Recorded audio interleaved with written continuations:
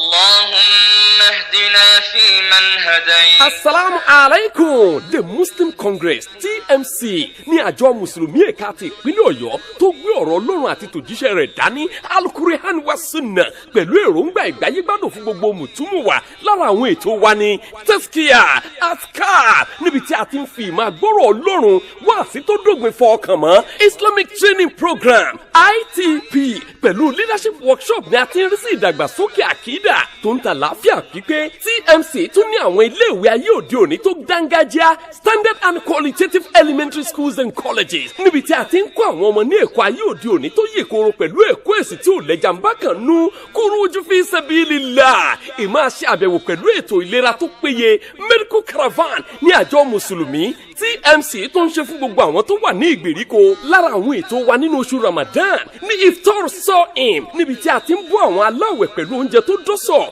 tó ń tẹ̀kúnrẹ́rẹ́ àlàyé Al-Qur'an tafsir. TMC ò dágun lásọ̀rọ̀ àwọn ògo wẹrẹ la ṣe gbé àwọn ètò tó ń kó àwọn ọmọ lágbóyè ẹ̀sìn kalẹ̀ MCCP àti training cycles. Mùsùlùmí sí mùsùlùmí ọmọ ìyá ni wọ́n. Èyí gan la gbà lérò tá a fi ń ṣe àbẹ̀wò sáwọn lẹ́gbẹ́lẹ́gbẹ́ níjọ àtàwọn èèkàn nínú Islam. Títò ọlọ́dọọdún annual lecture sì máa ń kó gbogbo àwa mùsùlùmí papọ̀. Gbogbo ẹ̀ lábẹ́ àbúradà àjọ mùsùlùmí The Muslim Congress TMC ní o kìlómítà 129 ládojúkọ Yanati Flower Mill Lagos Ìbàdàn Expressway ní Bolúwájí lolú ilé ẹgbẹ́ wa wà ń bàdàn. A sì wà káàkiri tìbútòrò ìpínlẹ̀ Ọ̀yọ́. The Muslim Congress TMC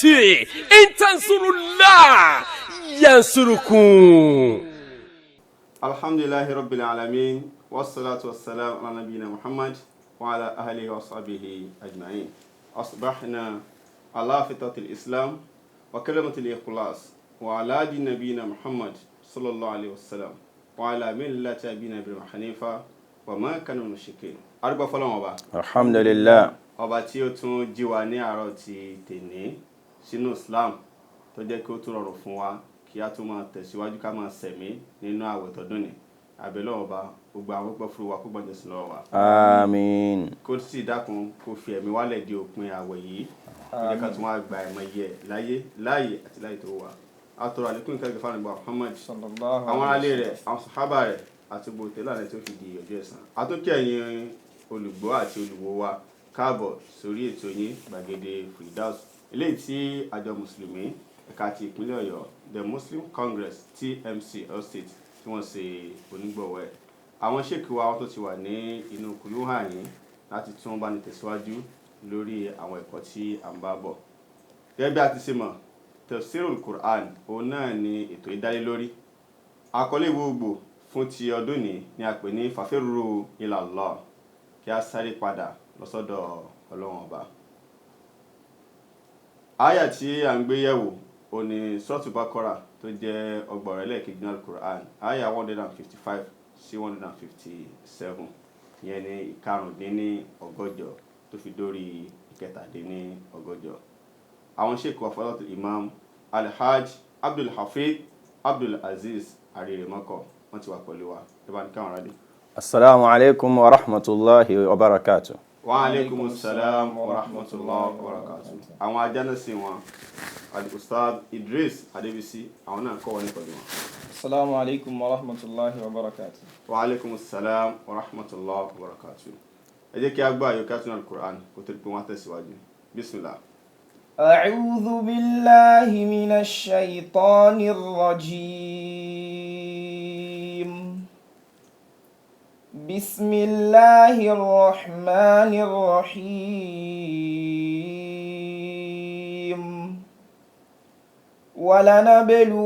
ولنبلونكم بشيء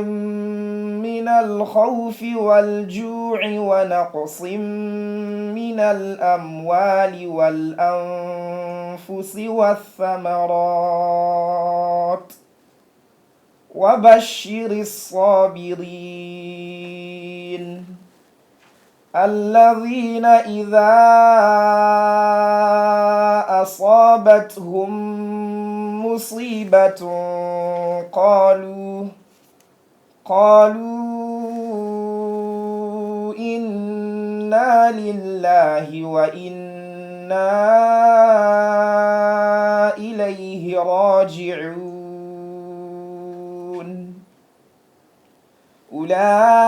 أولئك عليهم صلوات من ربهم ورحمة وأولئك هم المهتدون اللهم ارحمنا بالقرآن àmín jazakumullahu khairan abẹ́lẹ̀ nǹkan ní san afáwà ní ẹ̀san olórí gbogbo àtàtẹ́ ti gbọ́ náà kọ́ ń jẹ́ kí kùránì kó jẹ́ ìbàlẹ̀jọ́ bú fún ẹnì kọ̀ọ̀kan wa dípò bẹ́ẹ̀ kó jẹ́ àwíjàre fún wa ní ọ̀dà la ilaha illallah bí iṣẹ́ ọba pẹ́ ní àìtún pẹ́sẹ́ ustaz bá ní bẹ̀rẹ̀. bisimilahi rahman rahim alhamdulilahi rabbil alamin wasalaatu wasalaam ala rasulihi amin wa ala alihi wa sahbihi ajma'in. ọpẹ́ ni fún ọlọ́run ọba adúpẹ́ ní ẹ̀kan sí adéọpọ̀ládé pẹ̀lú alhamdulillahi rabbil alamin àkí ẹ̀yin olùgbọ́ wa nílé lọ́kùnrin lóbìnrin lọ́mọdé lágbà pé àtúnkù pọ̀pọ̀ sísìn Ramadan àkú kẹ́ ọ̀sán kẹ́ òru kọ́lọ̀n kó jẹ́ kí a bá níbi tó ti lérè gẹ́gẹ́ bí àwọn bá wa ṣe máa ń tọrọ pé kẹ́ lọ́sàn kẹ́ lóru àlùjánnà láòjò kò gbẹ̀san kẹ́ lọ́sàn kẹ́ lóru àlùjánnà láòjò kò gbẹ̀san. ọlọ́run jẹ́ kí a jókòó gbẹ̀san lálùjánnà ìdánpẹ́ ní kẹ́ ọ̀sán kẹ́ òru náà ní ìfaragbolẹ̀ pẹ́pẹ́ furu fún ọlọ́run tí Ramadan bá dé kọ́lọ́n kó gbà lẹ́sìn fún wa. àmín. a ní ìtẹ̀síwájú lórí ibi tí a fi ọ̀rọ̀ náà ti sí ní àná ó náà ní àlàyé alukuran Suratu Baqara 155 níbi tọ́lọ́run bá ti ń sọ̀rọ̀ pé òun ò máa dán wa wò pẹ̀lú àwọn oníranran àdánwò tó rọ̀pọ̀ mọ́ ìṣẹ̀mí ilé ayé àdámọ̀ rẹ̀ ni pé kó ní nǹkan téèyàn máa báyé téèyàn máa rán kò sẹ́ni tí ò ládánwò títí ẹ̀ ti ń báyé tí tẹnìkan yàtọ̀ sí tẹnìkan ni. ìdá wọn ń pè ní àdánwò ní alimusiba wọn máa ń pè ní alibalau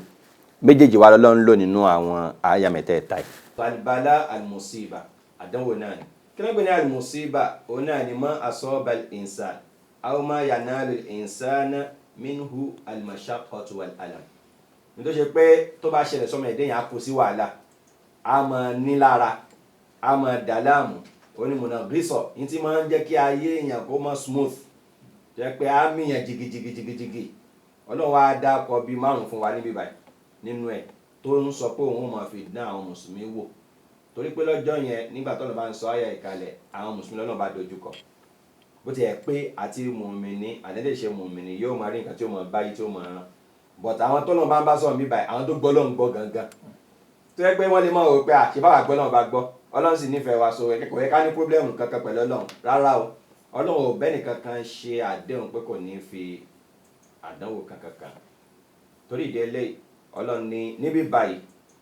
ẹ ṣe sùúrù lórí al-khawf ìbẹ̀rù ẹ ṣe sùúrù lórí ebi ẹ ṣe sùúrù lórí àdínkù ẹwó ẹ ṣe sùúrù lórí àdínkù ẹ̀mí bóyá ẹ sì kìnnì àbáwọn èèyàn tó jẹ́ olólùfẹ́ yín ń lọ tí ò sì tẹ́ yín lọ́rùn ẹ ṣe sùúrù lórí àdínkù èrè oko àbí ọjà yín tí ò sì tẹ́ yín lọ́rùn kò sí nǹkan tẹ́ ṣe ju pé ẹ ṣe sùúrù àdánwò ọlọ́ni tó mú wá fún yín. tí a bá wo àyà yìí dáadáa a sọ pé àwọn mùmínì Ọlọ́run bá ń bá sọ̀rọ̀ ní tabawara sún sí ẹ̀yìn díẹ̀ ní àyà 150 Ọlọ́run bá dákọ̀ ìkẹ́ ó ní wal utimma ni'mati alaykum. wal utimma ni'mati alaykum. mo ń ṣe àwọn kan tí mo ṣe fún yín kí lè bá parí ìdẹ̀ra mi lẹ́yìn lórí Ọlọ́run bá dákọ̀ ni'ma bẹ́ẹ̀ yẹn ìdẹ̀ra ó ní nǹkan tí inú yẹn máa ń dùn sí tẹ́ pé ìtẹ́mi èèyàn fẹ́ tínú èèyàn dùn Ọlọ́run tó wá ń tẹ̀síwájú ní wàhálà nábìlù wà nàkún màá tún wá dẹ̀yìn wò màá ṣe ìdẹ̀ra fún yín ìdẹ̀ra yẹn lásán kọ́ màá parí ẹ̀ màá pé ìdẹ̀ra bó la ṣe wá fẹ́ gbé ìdẹ̀ra sí ẹ̀gbẹ́ àdánwò ìyẹn ń tọ́ka sí fún wa pé kí àdánwò kan yẹn tọ́nà bá ń ṣèdẹ̀ra fún tọ́nà bá ń nífẹ̀ẹ́ tí inú Ọlọ́run bá ń dùn sí kì í ṣe pé Ọlọ́run bá kórìíra rẹ̀ Ọlọ́run bá fẹ́ fi yẹ̀wò ni pé ṣé yóò paasi ni àbí yóò ṣe kí ni o àbí yóò fail so tá bá paasi níbi àdánwò yẹn ìròdùnú ni tiwa Ọlọ́run wa bá ṣírí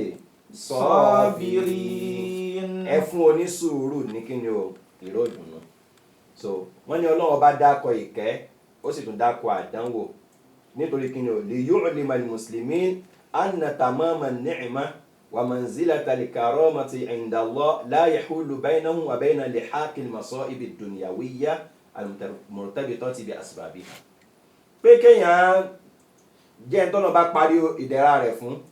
kéèyàn jẹ́ tọ́nà bá tó jẹ́ ní àpọ́nlé lọ́dọ̀ ọ̀nà pé lágbájá ọmọ lágbájá yìí o olólùfẹ́ Ọlọ́run ẹni àpọ́nlé ní lọ́dọ̀ Ọlọ́run ipò rẹ̀ ga níwájú Ọlọ́run kò túmọ̀ sí pé bóyá àdánwò ayé ò ní kan ẹwà Ànábì Muhammad sallallahu alaihi wasallam kò sẹ́ni tọ́nà bá nífẹ̀ẹ́ tó tó Ànábì Muhammad sallallahu alaihi wasallam torí pé òun ló ránṣẹ́ olólùfẹ́ rẹ̀ sì ni ọ̀nà náà sọ pé ẹni àpọ́nlé ní ọlọ́dà wọ Ọlọ́run kò kí fẹ́ kí ìlànà kankan kan Ànábì Muhammad ó dà pé fẹ́ kéèyàn kọjá ayé rẹ̀ wájú Ànábì tó ti bẹ́ẹ̀ náà ọlọ́fàdánwò kan Allahu Akbar àìmọye ìyà ló jẹ́ nílùú Mọ́kà ìgbà tó délùú Mádínà àìmọye àdánwò ló tún ṣẹlẹ̀ sí àdánwò látọ̀dọ̀ ọ̀tá àdánwò gan tó ń bá yí fúnra rẹ̀ débi pé àwọn ọ̀tá gan tó fẹ́ máa rìn nígbà téèyàn bá ń bímọ tọ́mọ ẹ̀ ń kú nínú ọmọ 7 mẹ́fà kú lójú ẹ̀ Ànábì síìkì débi pé ń dákú tí wọ́n á sọ pé ó síìkì pé mo ṣe fọ́lọ́n tọ́nà fi ń fàdánwò kan mi tó mo fi ń síìkì bá Ànábì síìkì ń dákú tán ń wá dókítà tí ó tọ́jú Ànábì Muhammad sallallahu alaihi wasallam ó tún wá ń kan àdánwò látọ̀dọ̀ ọ̀tá tí ń lójú ogun tí ń já sínú kòtò tí wọ́n ń yọ eyín ẹ̀ tí wọ́n ń taárò mọ́ tí ń bà lójú tí ń wọ inú orí ẹ̀ tí àwọn olólùfẹ́ rẹ̀ tán wà láyìíká rẹ̀ tó jẹ́ ẹbí ẹ̀ tán ń kú mọ́ lójú ṣebí nílùú Mọ́kà ló wà tí Abu Talib tó kù fún náà ń kù kódà tí kékeré gan làdánwò tiẹ̀ tí ń kan gan kò bá bàbá rẹ̀ láyé kò tí ọmọ kékeré ló wà tó ń mu yàn lọ́wọ́ ó jẹ́ pé ó kàn tó ń lọ bí ọdún bíi mélòó kan òun ni ìyá rẹ̀ náà tún jáde láyé so bàbá rẹ̀ náà tó jẹ́ bàbá rẹ̀ tó ń tọ́jú òun náà tún lọ nígbà tí ó bùkátà sí ọ̀nkú rẹ̀ jù tí ó ràn lọ tó ti di ànábì Ọlọ́run bá ń gbà yẹn tí àwọn ọ̀tá ń gbógun tó yẹ pé ọ̀nkú rẹ̀ ní dáàbò bò níbi ètè àwọn ọ̀tá ìta yẹn ìgbà yẹn lọ́nà tún mọ́ ọ̀nkú yẹn sọ́dọ̀ ìyàwó rẹ̀ tó tún fi owó rẹ̀ sọ́pọ̀tì àtọ̀rọ̀ tùnú tó fi ń tù nínú ilé lórí ẹ̀sìn tó gbé dání táwọn èèyàn ń takò yìí Ọlọ́run tún mú yẹn náà sọ́dọ̀ olólùfẹ́ Ọlọ́run bá nìyẹn ṣé Ọlọ́run wá pátì ni Ọlọ́run ló sọ pé máa wá dàn áka rabbuka wa ma qala inna shani'aka huwal abtar. gbogbo ẹ̀rọ mi ń tunu pé gbogbo ní ìṣẹ̀lẹ̀ sí ọ yìí o kéde bá a nífẹ̀ẹ́ rẹ o but àdámọ́ ni tó yìí la gbọ́dọ̀ gbàgbọ́ yé kí ni ìdí tàdánwò fi máa ń kan ni tó sì tún jẹ́ wípé onípò ní wá lọ́dọ̀ Ọlọ́run wọ́n ní inna tilkal masa'ib àdánwò tó ń kàn wá yẹn mazharun li thabatihim ala al-iman mazharun li thabatihim ala al-iman ìyẹn ni ó fi hàn dé yóò hàn sí gbogbo èèyàn yóò hàn sí àwọn náà bó ti ẹ̀ pọ́lọ́n ti mọ̀ tẹ́lẹ̀tẹ́lẹ̀ pé ẹni yìí onígbàgbọ́ òdodo ni bọ̀ nígbà tádánwò bá tún wá kàn lórí ìgbàgbọ́ rẹ̀ tó tún wá dúró tí mímì kan ò mí àpẹ ìgbàgbọ́ ẹni yìí ìgbàgbọ́ tó ṣe kí ni o tó strong ni tó dúró déédé tí àdánwò nǹkan tó sì tún dúró wa mahabbatillahi ta'ala wọ́n sì nífẹ̀ẹ́ Ọlọ́run nígbà téèyàn lóhùn nífẹ̀ẹ́ Ọlọ́run tó lólùfẹ́ rẹ̀ tún wá ń hot yẹ tó tún wá dúró tì ẹ̀pá ẹni nífẹ̀ẹ́ Ọlọ́run lóòótọ́ ó fẹ́ pé kìí ṣe ìfẹ́ pé nígbà tó bá ṣe dáadáa fún mi nìkan tó tẹ́ náà tó yẹ bí tí ń wù mí gangan ni màá dúró tì ẹnìkan wá bá mi lọ́jọ́ kan ó bá ń bèèrè ìgbà tá a kírun tán ó ní imam ó ní mo ní problem kí ni problem ló bá kẹ́rẹ́ ọ̀yẹ́ ló bá ṣe mo ní ó ṣe sùúrù ni mo ní àmọ̀ bẹ́ẹ̀ lọ mo ti bẹ́ẹ̀ ó ní mo ti kírun kí mo gbà wẹ̀ kí wọ́n á ló wá ṣe ó mọ kí lọ náà ni ó mọ bẹ́ẹ̀ lọ náà ni kò túmọ̀ sí pé Ọlọ́run ọbọ̀ nífẹ̀ẹ́ rẹ̀ so téèyàn bá tún dúró tí ó jẹ́ kó sún òun lẹ́yìn náà wà taslim li qada'ihi ìyẹn ń tọ́ka sí pé ẹni yìí ó jura rẹ̀ lẹ̀ fún kádàrá Ọlọ́run ẹjọ́ tọ́lọ́run bá dá pé ṣé tí n bá dá ẹ lẹ́jọ́ tó tẹ̀ mí Ọlọ́run tí ò tẹ̀ Ọlọ́run ṣé ó tún dúró tẹ̀ mí Ọlọ́run bá náà fayanaluna bidhalika bahjata nufusihim bima asabahum fi mardatillah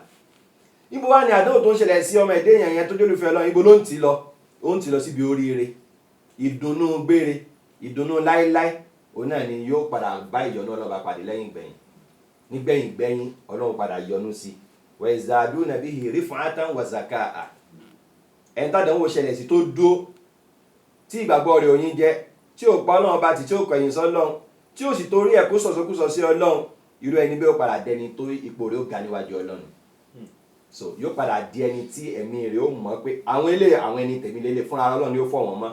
wa yazaduna yaqinan bi anna ittiba'ahum li hadha ad-din lam yakun linawali hududhin fi dunya ìyẹn ni ó tún wá máa jẹ́ kó lékún ní àmọ̀dájú ní ẹ̀mí wọn pé ẹ̀sìn tí mò ń ṣe yìí kì í ṣe torí èrè ayé nìkan ni mo fi ń ṣe ṣàpọ̀lá ni wa minan nasi man ya'budu Allaha ala harfin fa in asabahu khayrun itma'anna bihi wa in asabathu fitnatun inqalaba ala wajhihi khasira ad-dunya wal akhirah dhalika huwal khusranul mubin. Inú sọ́dọ̀ hajj ọlọ́run ni ó ń bẹ nínú àwọn ọmọ ẹ̀dẹ́ ya'budu Allaha ala harfin tó yẹ pé yóò máa sin ọlọ́run ọba lórí ìṣesí kan tọ́lọ́run bá ń fi ń bá lò nígbà tọ́lọ́run bá fi dáadáa bọ̀ tọ́lọ́run bá fi dáadáa bá lò. wa in asabahu khayrun itma'anna bihi. inú rẹ̀ ó dùn pé irú ilé náà ló yẹ kó ṣẹlẹ̀ sí mi èmi tí mo lọ sí hajj èmi tí mo ń gbààwẹ̀ tí mo ń dìde kí n lóru tí mo ń ṣe sàárà pé ọlọ́run ọba yìí ọba tí èyí máa jẹ ní gbé máa ní àṣẹ tó bá ń ṣe títí ọlọ́run ọba náà máa ń ṣe títí yóò tún máa anabihi inú rẹ̀ ó dùn pé irun tó yọ ṣẹlẹ̀ sóhun gan nìyẹn. wa in asabatuhu fitnatun inqalaba ala wajhihi. tí àdánwò kan bá wá ṣẹlẹ̀ sí ẹ̀rí orúkọ tádánwò tún jẹ́nu fitna àdánwò wá ṣẹlẹ̀ sí inqalaba ala wajhihi yóò bá fẹsẹ̀ fẹ́ akọ̀yìn sọ́lọ́run á yí ẹ̀yìn padà sọ́lọ́run ìgbà kí ló tún fẹ́ kí n ṣe mo gbààwẹ̀ mo kírun mo yọ zaka mo ṣe sọ́rí àánú mo ń ṣàṣìkiri mo ń ṣe ìgbìyànjú sójú ọ̀nà ẹ̀ ṣé mi wá lọ kí lè máa ṣẹlẹ̀ sí ó fẹ́ pé irú ẹni yẹn torí orí ayé ní fi ń sin náà. Allahu Akbar. but àwọn tí wọ́n bá dúró tọ́lọ́ lẹ́yìn ìgbà tádánwò ṣẹlẹ̀ sí wọn wọ́n ní yazdaduna yaqinan àmọ̀dájú wọn ó máa lékún àwọn èèyàn náà tí wọ́n náà máa lékún ní àmọ̀dájú bí annahum litiba'ihim li hadha ad-din ìtẹ̀lé ẹ̀sìn tán tẹ̀lé ẹ̀sìn ìṣẹ̀sìn tán ń ṣe ẹ̀sìn yìí lam yakun linawali hududhin fi dunya kìí ṣe torí èrè ayé ni wọ́n torí ẹ̀ ṣe kí ni wọ́n torí ẹ̀ ṣe walakin li thawabillah ẹ̀sìn náà wá látọ̀dọ̀ náà ọba torí délé ìkànnì ni ẹ nínú nǹkan tí àdéhùn fi máa ń ṣẹlẹ̀ sí ni gẹ́gẹ́ bí afáwa Ibn Ashur ṣe sọ nínú tafsiri wọn at-tahrir wa at-tanwir tí a bá wò àwọn tí àdánwò ìṣẹ̀lẹ̀ sí tọ́nà bá ń bá sọ̀rọ̀ bí báyìí tó ní wọ́n máa kojú àdánwò táwọn dán òwe tá a sọ pé àwọn mùsùlùmí nígbà tó ń bẹ nílùú Madina ogun ni wọ́n ń jà ń gbà nù àwọn ọ̀tá ló sì ń gbógun tì wọ́n àwọn ọ̀tá tó ń gbógun tì wọ́n yìí Ọlọ́run bá ní kápá láti rán àwọn ọmọ ogun láti sánmọ̀ láti wá dìfìtì wọn pé àwọn olólùfẹ́ mi lẹ́ ń bá jà yìí so kí àwọn mùsùlùmí tiẹ̀ máa ń lo ojú òun káàdì kan jọ pé ìrẹ́ Ọlọ́run àwọn ọ̀tá ti dé o bá ń borí gbogbo wọn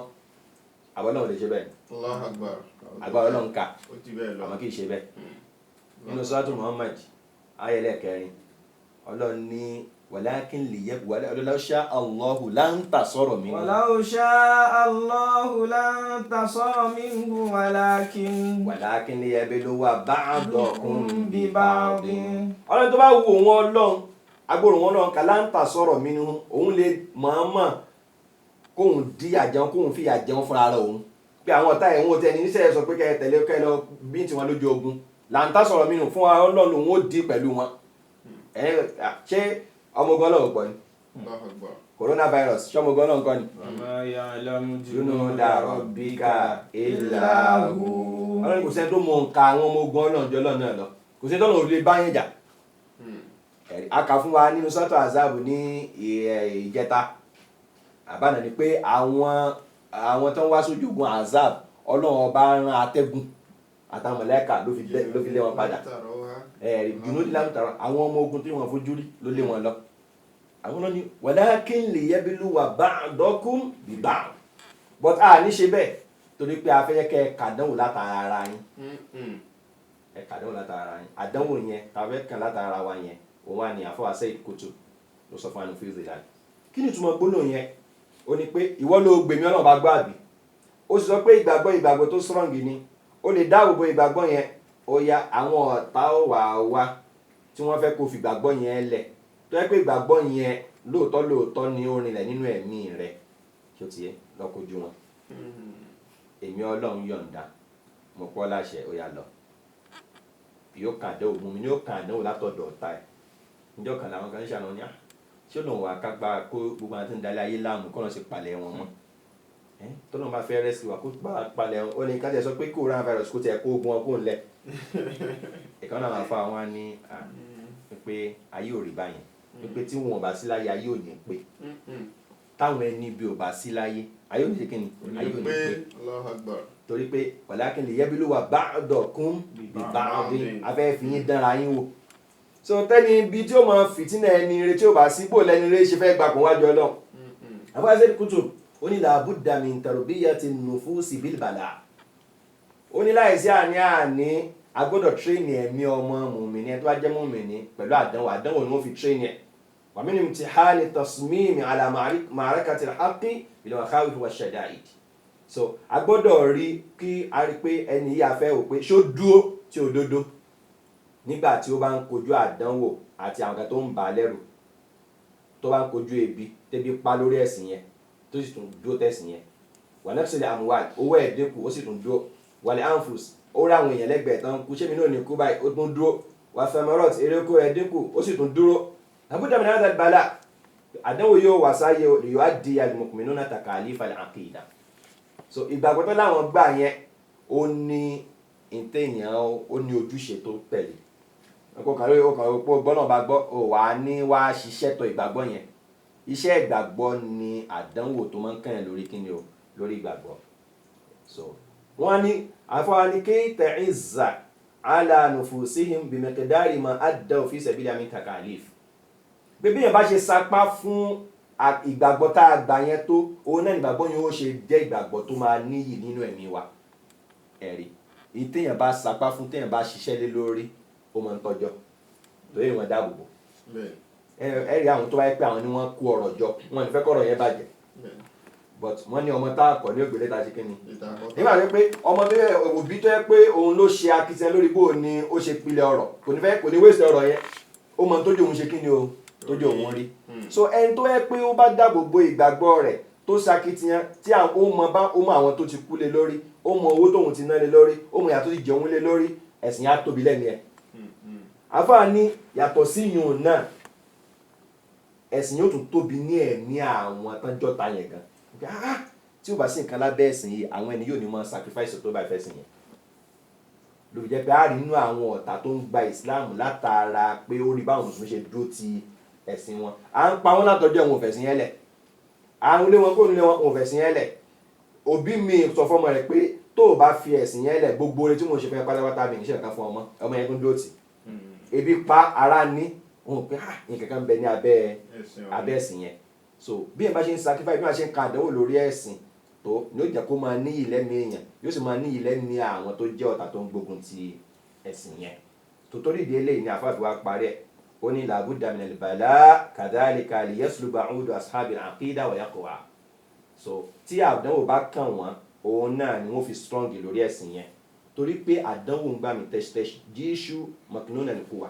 agbára tó jẹ́ potential ti ń bẹ nínú ẹ̀mí èèyàn ntẹ̀yìn lè ṣe onímọ̀ kó òun lè ṣe ó ní bàtà tó bá ṣẹlẹ̀ sí yàn ẹwẹ̀ tẹ́bi bá parí tí ara wa ní yóò jẹ́ kó ronú lọ síbi pé kí ni mo lè sọ di owó fàgbéjúwe ní ìsìn àdánwò COVID-19 tó ń bẹ́ ń ta ẹ̀ látara bí wọ́n ní lockdown àwọn èèyàn máa jáde táwọn èèyàn wà nílé ó ti dowó fẹ́ lómi báyìí àdánwò ló ṣẹlẹ̀ sí ó bá dowó fún ó kàn plan ní pé kí ni máa jẹ pé ọ̀nà owó lówó lè gbà jáde fún mi látòrí kọ̀ǹpútà tí màá kàn jókòó nulẹ̀ tó wó sì máa ṣe kí ni tí ó máa jáde kí ló lè lọ síbẹ̀ yẹn àdánwò so àdánwò jẹ́ kó lè ronú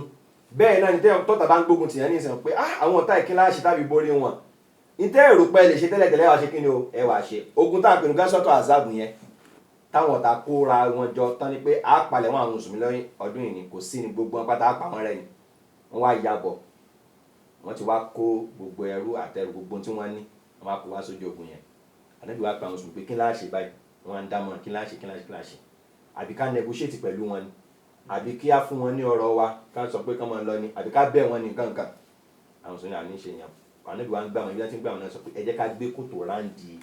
ìlú Mádínà gbogbo ibi tán lè gbà wọlé ká gbé kòtò ráǹdì kí kòtò yẹn kó jìn kó sì fẹ̀ kò ní í ṣe é fò tí wọn bá sì kò síbẹ̀ kò ní lè ṣe kí ni o kò lè jáde ní ilẹ̀ aṣálẹ̀ ibi tó le kókókókó wọn ní kò sí tá a ṣe ju èèyàn náà lọ ta ló mọ̀ pé wọ́n lè ṣe rẹ̀ wọ́n mọ̀ ṣe wọ́n mọ̀ borí àti bẹ́ẹ̀ lọ torí ìdílé àdánwò ó máa ń jẹ́ kí ẹni tádánwò bá ṣẹlẹ̀ sí kó tún strong sí tó fi jẹ́ pé yóò jáde nínú àdánwò yóò tún jẹ́ ẹni tí yóò strong yóò jẹ́ ẹni tí Ọlọ́run bá ti fún ní ìmísí òun náà ti mú àwọn potential kan tí ń bẹ lára tí ó mọ̀ pé òun ní àmújáde èyí tó wá ga ju gbogbo yẹn lọ nínú orísìn tádàwó fi máa ń ṣẹlẹ̀ síyàn àtòrí tí ń bẹ náà àdánwò yóò jẹ́ kéèyàn lè padà lọ sọ́dọ̀ lọ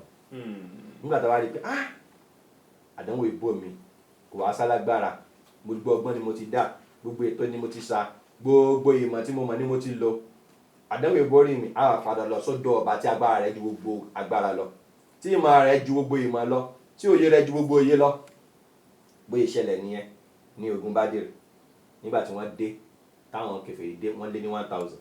àwọn mùsùlùmí ojú 300 lọ gbogbo àwọn kèfèrí tó yẹ dé yẹn náà tún ní nǹkan àgùn náà tún ní nǹkan ìjà àwọn mùsùlùmí díẹ̀ lọ wọ́n ní nǹkan ìjà tí wọ́n ní díẹ̀ ní nǹkan àgùn tí wọ́n ní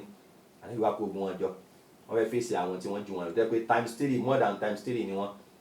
àti ìwà lọ dó sí kọ́nà kan pèrè Ọlọ́run ó wà ń bẹ Ọlọ́run ó ń bẹ Ọlọ́run ó ń bẹ Ọlọ́run ó ń bẹ Ọlọ́run níbi pé aṣọ tó wọ̀ gan aṣọ tó fi kọ́ra gan ń jábọ́ lára rẹ̀ níbi tí ìbẹ́ lọ́ba yẹn ka ní ara dé wípé táwọn ilé bá ti kú kò sẹ́ni tí ó sùn wọn lórí ayé o gbogbo àwọn tó gbọ́lé ayé lẹ́nìí àwọn náà wà bí báyìí abákì ni ó ti tó èrè òjíṣẹ́ Ọlọ́run ọba ó mú àdéhùn rẹ̀ tó ṣe fún wa yóò ṣe kí ni yóò mú ṣẹ bẹ́ẹ̀ ni tádà ọba kan mẹ́ẹ̀dé yẹn á ṣe kí ni á lè padà lọ́sọ́dọ̀ Ọlọ́run àbí sọ pé fàfírú ila Allah ká padà lọ́sọ́dọ̀ Ọlọ́run àwọn tá alágbára ayé ẹ̀wọ̀n tí ó ń tó sọ wọ́n dàbà yìí Allahu Akbar àwọn táwa sọ pé kò sí nǹkan tí wọn ò lè ṣe àṣọ náà ni kò sí tí ò lè ṣe Allahu Akbar táà sọ pé kò sí tí wọn ò mọ̀ àṣọ náà lọ́ba tó nímọ̀ nípa gbogbo nǹkan Allahu Akbar orílẹ̀-èdè nínú tí àdánwò tí ó máa ń bí òun náà lè yakhlu al-qalbu ila Allahi ta'ala gbogbo tó ti rò pọ̀mọ́ kan tẹ́lẹ̀ pé mo lè ṣe báyìí àwọn tó lágbára rẹ̀ àwọn onímọ̀ lélẹ̀ ọkùnrin yóò wá darí lọ sọ́dọ̀ Ọlọ́run lọ́wọ́ sọ pé wa idha massakumu durru fil bahri dọ́là máa ń tẹ̀lé òun náà ìlà ìyá Ọlọ́run nígbà tí àdánwò bá kàn yín lórí ibùdó tẹ́ wà lórí ọkọ̀ ojú omi tí wọ́n ń patẹ́pọ̀ tí ọkọ̀ ojú omi yín fẹ́ dànù tẹ́ ẹ̀ mọ̀ tẹ́ ẹ̀ ṣe gbogbo tẹ́ ẹ mọ̀ ń pè tẹ́ ẹ gbójúlé tẹ́ ẹ gbọ́kànlé tẹ́ ẹ rò pé lágbára ó nímọ̀ ó lè là yín tẹ́ ẹ mọ̀ ń pè tẹ́lẹ̀tẹ́lẹ̀ tẹ́ ẹ mọ̀ ń sàtẹ́lẹ̀tẹ́lẹ̀ ẹ̀ ní rí wọn mọ́ gbogbo ẹ̀ pátálẹ́gbà pé kò lè ṣe yín láǹfààní ìlà ìyá àfọlọ́ nìkan ọmọ ìdí ìwà padà sọ́dọ̀ Ọlọ́run nígbà yẹn tó yẹ lọ́lọ́run máa ń fún wa ní múmẹ́ǹtì tá a fi padà lọ sọ́dọ̀ Ọlọ́run múmẹ́ǹtì tí gbogbo ń tá a mọ̀ tá a sà tá a lérò tí ò ní ṣe wá láǹfààní nínú kàtà àdánwò máa ń ṣe kíni tó máa ń mú wá òun nìyẹn ní irú àsìkò yẹn á wà padà sọ́dọ̀ tí ẹ bá ti wá padà sọ́dọ̀ Ọlọ́run nígbà tó àdánwò yẹn bá lọ ẹ̀yin ó máa rántí pé Ọlọ́run bá tó lámì nígbà tí mo wà ní ìṣòro ó yẹ kí n wà pẹ̀lú rẹ̀ òun lálágbà yẹn wà máa bọ́ lọ́run àjọṣepọ̀ yẹn pẹ̀lú Ọlọ́run yẹn yóò wá ṣe kíni yóò wá dán mọ́ ẹ̀sán abẹ́ náà bá lè pẹ́ ọlá kó fún wa ní àgbọ́yé ìta sọ ní èní kó fi oore sí fún wa pẹ̀lú ìgbọ́nà tó bá di lọ́la á tún lè máa tẹ̀ sí iwájú. Allahu Akbar jazakumullahu khairan abẹ́ náà gbọ́n ní sàmù sáàdù wa ní ẹ̀sán olórí gba tí a gbọ́ náà kò jẹ́ kó sì wá ní àǹfààní wọ́n ti jẹ́ kí a mọ̀ pé àrọ́gbọ́n dá sí àdánwò so ká mọ̀ pé inú tá a fi nípò lọ́dọ̀ ọlọ́ba náà ni abẹ́ náà àdántán oúnjẹ náà kan wá rí àdánwò tí ó ju gbàgbọ́ wa lọ fún wọn dẹ̀ sí wa lọ́la la ilaha illallah la hawla wala quwwata illa billah pẹ̀lú ọ̀dọ́ Ọlọ́run bá a tún pàdé ní ọ̀la lórí ètò yín Gbàgede Firdaus títí ìgbà náà Abdul Lateef Muhammad Ghazali lórúkọ tèmi mo dágbére pé ma'as salamati wa ila liqa. Wonder is the desire for knowledge. At Asaba College, Bodija Ibadan, the imagination of the next learning experience keeps students going with power, confidence, mastery, distinction, and humor. Producing a functional educational experience facilitated by well-equipped science laboratory, art studio, ICT laboratory, multilingual training, Quran memorization, co-curricular activities in art and science, competent and committed tutors, experienced management team. Admission is in progress. Visit Asaba College today at number 7 Parayola Layout beside SKB's house, Bodija Market area, Bodija Ibadan, or call 0813-849-0688. At Asaba College Ibadan, we don't just teach, we make positive impact.